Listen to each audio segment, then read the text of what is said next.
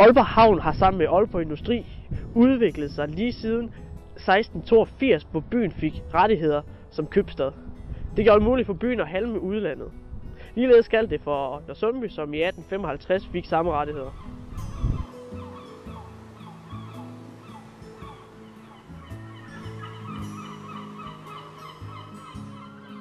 Men grunden til Aalborg Havn skal findes helt tilbage til vikingetiden.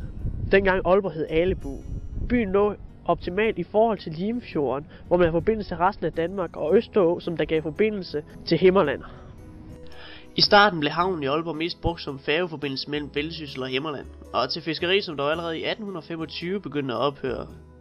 Udover færgerne på tværs af Limfjorden, begyndte man også at have færgeruter mellem Aalborg og København, som blev drevet af Dansk Forenet Dampskibsselskab. De første sejlruter mellem Aalborg og København, som foregik via sejlskib, kunne tage helt op mod 5 dage eller efter vejrforhold. Da man så begyndte at indføre dampskibe, kunne samme tur klares på cirka 1 dag.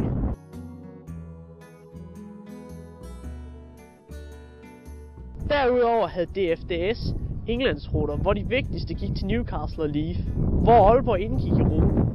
DFDS de havde transporter fra Aalborg til København med rutetrafik og ligesådan fra Aarhus København og Aalborg København.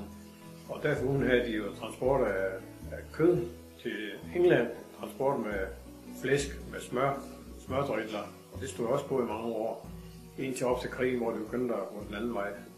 Efter krigen så sluttede det fuldstændig fra Aalborg Havn. Og i dag er der ingen transport fra Aalborg Havn.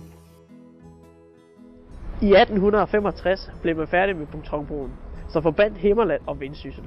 Det var med til at gøre det lettere for landmænd at flytte kreaturer og andre former for gods, og var med til at gøre transporttiden kortere. Her begyndte den veltjenende færgeforretning at tabe terræn, da det ikke var nødvendigt med færgeoverfart i samme omfang. Dog var der færgeoverfart helt op til 1933, hvor Limfjordsbroen, som vi kender i dag, blev bygget. Grunden til, at pontonbroen blev opført, var på grund af uenigheder om, hvordan transporten over fjorden skulle afvikles. Allerede i 1813 var en bro på tale, men man opnåede ikke enighed mellem Nørresundby og Aalborg. Det var primært på grund af færgelaget, som selvfølgelig ikke ville af med dens mange færgeindtægter. Staten prøvede så på at få en færgerute ind mellem byerne, men indså dog hurtigt, at det kunne betale sig, og en bro nok var den eneste løsning. I 1857 fik man så et lån på 20.000 rigsdaler, hvorved man kunne opkøbe færgelaget og dens rettigheder, og derved danne en pontonbroforening, hvor man kunne få støtte til en ny bro. Selve broen blev dog først indviet den 19. september 1865, og i dag kan man så forestille sig, at broen skulle have lagt ud over her.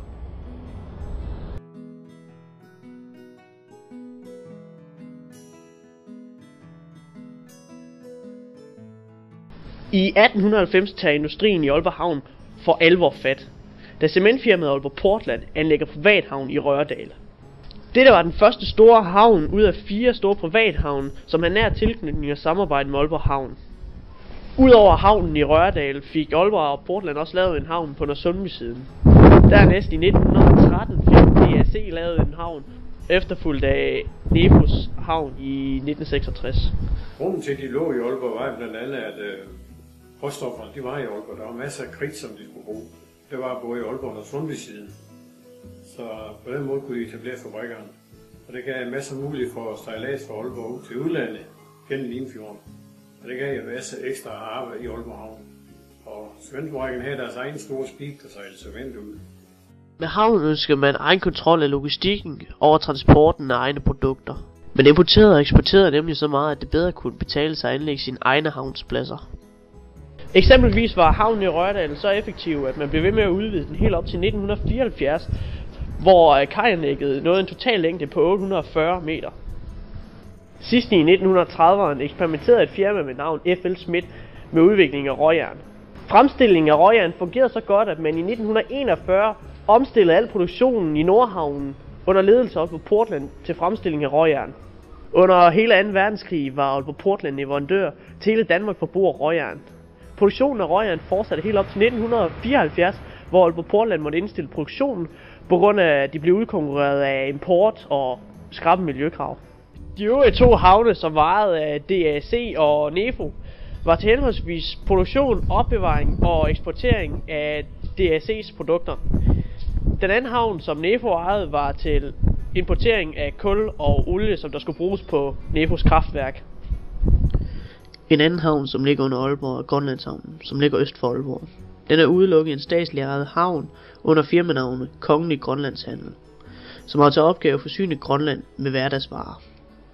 Opgaven er kompleks, men har nemlig til opgave at kunne opbevare mange forskellige varer, som kræver mange forskellige klimatiske forhold, som for eksempel ekstrem kulde.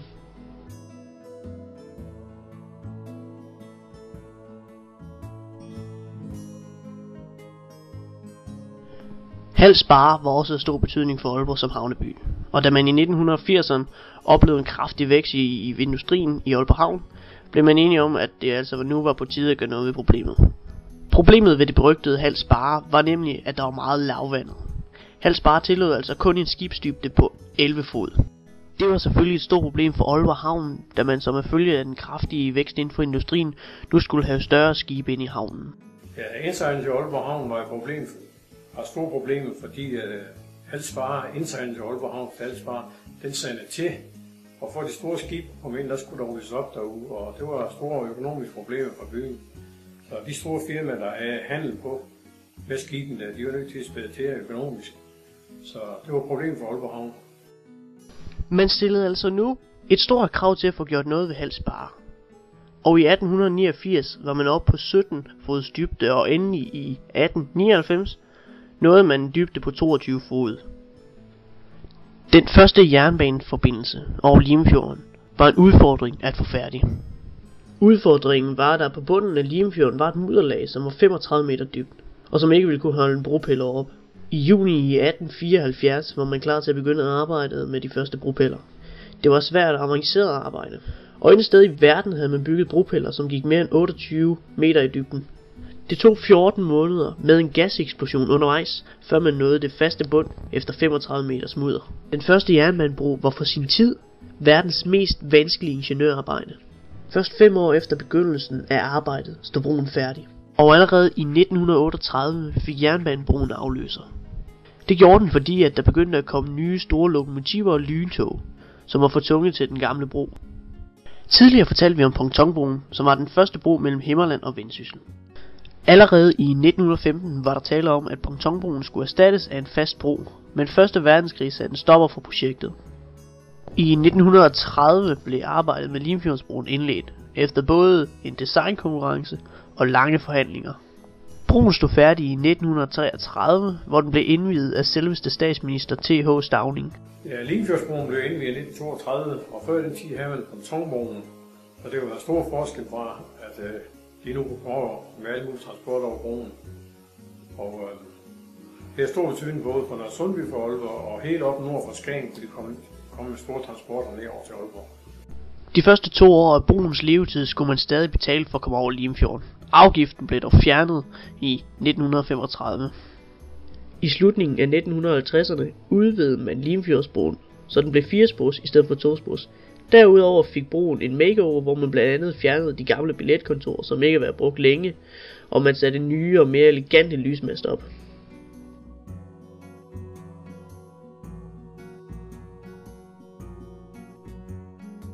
I takt med industriens udvikling i Aalborg Havn fremkom små firmaer, og et af de her firmaer var Goliat, et bugserselskab, som drev isrydningen i Aalborg Havn. Her på Aalborg Søfarts- og Marinemuseet har de en lille udstilling med firmaet Goliat. Og her kan man blandt andet se deres flag, og selveste hr. Lorentzen hænger i glas og ramme. Ja, bugserfirmaet Goliat var et stort firma i Aalborg, som havde transportet skib frem og tilbage. Både ude af Aalborg og ind i Aalborg, og der er mange bugserbåde liggende her i Aalborg. Og Goliat var jo en kendt mand i Aalborg i de år der, og det ophørte også på et tidspunkt heroppe i 70'erne og 80'erne, der forsvandt det her fra Aalborg Havn af. Og firmaet blev solgt, så det eksisterer ikke mere Goliat. Et af de andre firmaer, som udviklede sig i takt med havnen, var Aalborg Værft, som har været et meget stort værft. Det har stor betydning for Aalborg, da der var rigtig mange mennesker, der arbejder. Der blev produceret lige fra små skib til store skib til krigsskibe, så det har haft en stor indflydelse på både Aalborg og skibsfarten. Aalborg Værft, som vi kender det i dag, blev grundlagt i 1912, og det første skib blev søsat i 1913. Aalborg Værft havde kraftig udvikling, og allerede i slutningen af 1. verdenskrig var man op på knap 1000 medarbejdere. Udviklingen fortsatte så helt op i 1980'erne, hvor det begyndte at gå ned ad bakke, og værftet måtte lukke. Før Aalborg Værfts tid var skibsbyggeriet besat af en hel masse små værfter. Et af de her værfter var B.J. Bonnesen, som opførte pontonbroen. Ja, Aalborg Værft var jo også en stor arbejdsplads i Aalborg, og da de blev etableret, var de ikke så store, men blev større og større, fik større og større skib ind. Og da først rederiet Laursen, de købte Aalborg Værft og byggede deres egen skibe, så blev der brug for endnu flere folk derude, og på et tidspunkt var det ikke op på 3.500 medarbejdere. Og det fortsatte i mange år indtil 80'erne, hvor vi begyndte at gå den anden vej, desværre, fordi skibene i udlandet, de kunne bygges billigere, og langsomt lukke værftet. Så i dag er Aalborg Værft væk. Ja, jeg har selv arbejdet på Aalborg Værft som rørlægger, og var dernede i 15 år inde i Stockholm. Og det var en hård arbejdsplads, men det var også en spændende arbejdsplads. Og se både handelsskibe, store fragtskibe, kredsskibe, alt muligt ved at lave. Nye skibe og havariskibe, som vi kaldte det. Og det var spændende arbejde på de forskellige skibe, der var dernede. Jeg var dernede i 15 år, og der gik vi fra små skibe op til store skibe. På et tidspunkt var vi op på 3600 medarbejdere. Og der var virkelig knald på dernede. Kæmpe store kantine var der, det var nødvendigt, at de mange medarbejdere var dernede. SS Mayday er en af de her skibe, som Aalborg Værft typisk producerede i omkring 1. verdenskrig. Det der så ligger tilbage af Aalborg Værft i dag er den gamle tørdok her, og kom det at få en vældig bygning.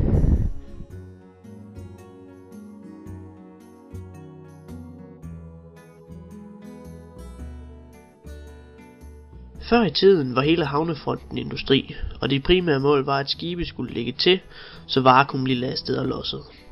Sådan er det dog ikke længere.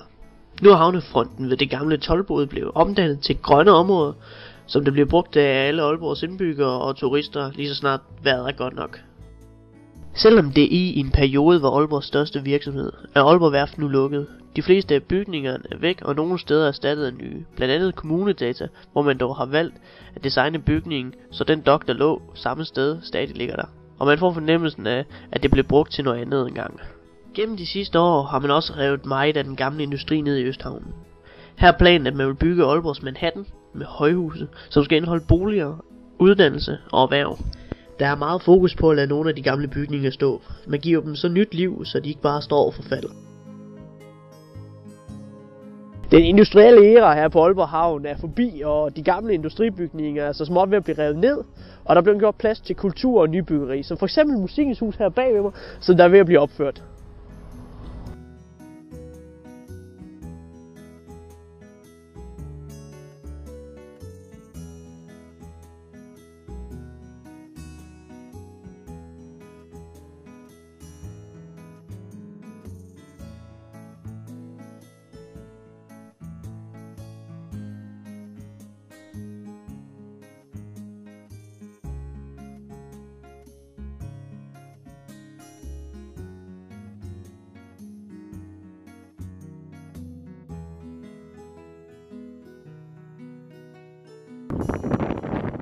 Der er så tilbage af Aalborg Værft i dag er den her gamle tørdok, hvor KMD ligger.